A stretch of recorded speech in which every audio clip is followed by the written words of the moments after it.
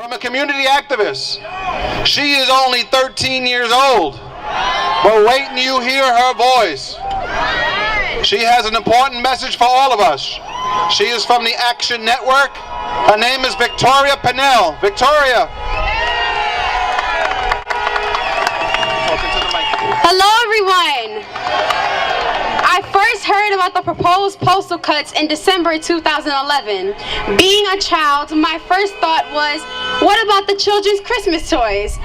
Then my thoughts went deeper. How are the postal workers' children going to college? How are the postal workers going to pay mortgage and rent? Would they be able to find another job? Why was this happening in the first place? All of these things were going through my mind. Then my mom told me not only would the postal workers suffer, but the people would suffer, especially people in rural areas.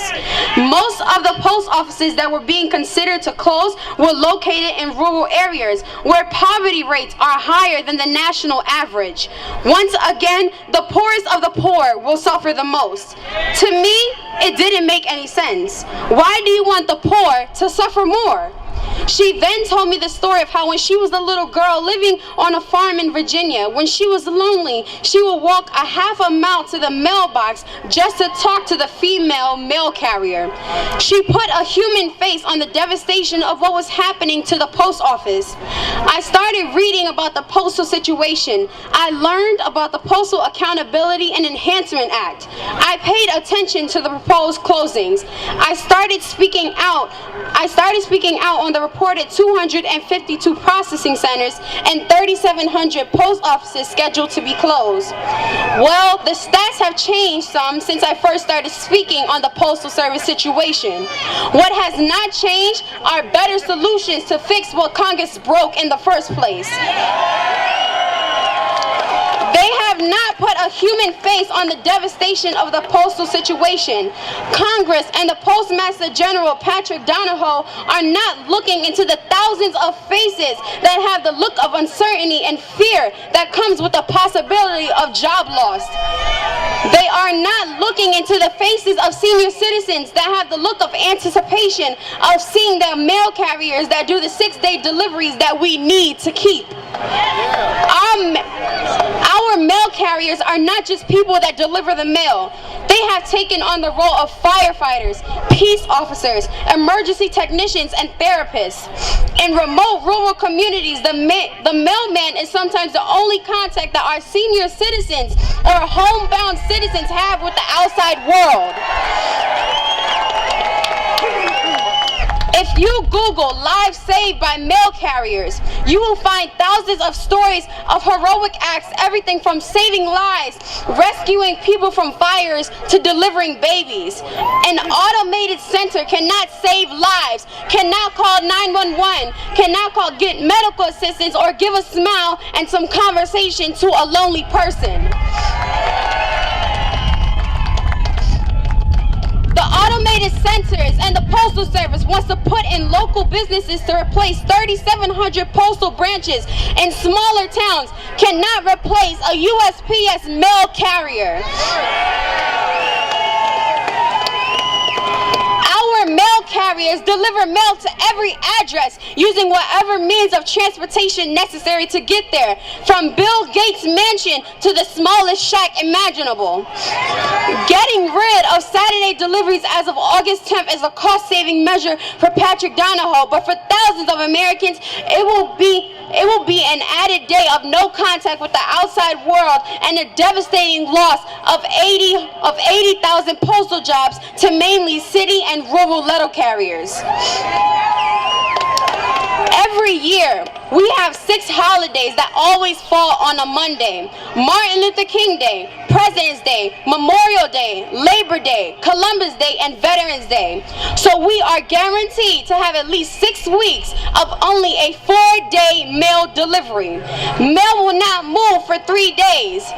The years where Christmas and New Year's fall on a Monday, we will have 8 weeks where mail will not move for 3 days. The 4th of July falling on a Monday could add another week of only 4-day mail delivery. I know some people will say it's not a mail carrier's job to be a savior to people in need, but to deliver the mail. Unfortunately, it is those sort of people that sits in our Congress. They pass laws without thinking about the devastating effects it can have on American people. It is the same Congress that will quickly eliminate an assault weapons bill that could save thousands of lives, but can't find time in a whole year to vote on the 21st Century Postal Service Act. Patrick Donahoe and Congress don't care that in 3 days of no delivery service, a mail carrier could have made a difference between life and death. They don't seem to care that when someone loses their jobs, their children can't get a higher education. They don't seem to care how cuts in postal services are affecting the poorest people in America. They don't seem to care that the best way to get this country back on a good economic foundation is to protect jobs, stop making the poor poorer, stop being brought by very rich lobbyists, and stop trying to privatize the United States Post Services. Last year, Reverend Al Sharpton allowed me to speak on his Saturday radio broadcast about what is happening with the Postal Service. People asked me what could be done. Being a child, I looked at it from a child's eyes and explained it from a child's perspective. When the Post Office was doing great in terms of revenue, Congress passed the Postal Accountability and Enhancement Act.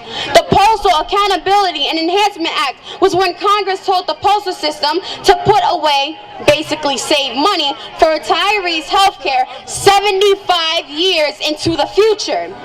They were given 10 years to pay this money, which amounts to billions of dollars for people that have not even been born yet. It is like the saying, saving money for a rainy day. The rainy day, or year to be exact, is 2085. The act was passed in 2006, so 75 years makes 2085. Now reports have differed as to how much has been saved for the rainy days of 2085, but it is at least $40 billion. Well, guess what? The post office rainy day is now. It's pouring. It is drenching. To me, a child, it is simple. Take the money saved up for the rainy day or year of 2085 and use it now to fix whatever financial problems the USPS has, so thousands of jobs can be saved. America could have the postal service that they are entitled to and allow the postal system to operate without the pressure of saving money for people who aren't even born yet. With the problems that society has now, we don't even know if America will be here 75 years into the future. How dumb is it to save for retirees that might not even exist 75 years from now? If the post office collapses, you are not going to even have retirees. The changes that Patrick Donahoe is calling for could have the post office on the verge of destruction. Private companies like FedEx, Parcel Post, and DHL are like vultures smelling a dead animal when it comes to the United States Post Services. They will take advantage of the Post Services' present weakness and bring it to its knees. I may be wrong, but to me it seems that the solution to this problem that Congress has caused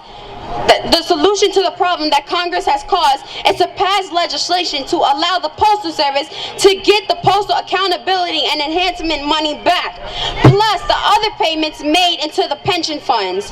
The USPS would have enough money to restructure and get back on track. If Congress and Patrick Donahoe humanize instead of privatize the postal situation, they might find enough courage and human decency to do the right thing. Keep our 6-day mail delivery, replace thousands of jobs already lost, and just as important, let our mail carriers continue to be great humanitarians. Thank you. Did I tell you or what?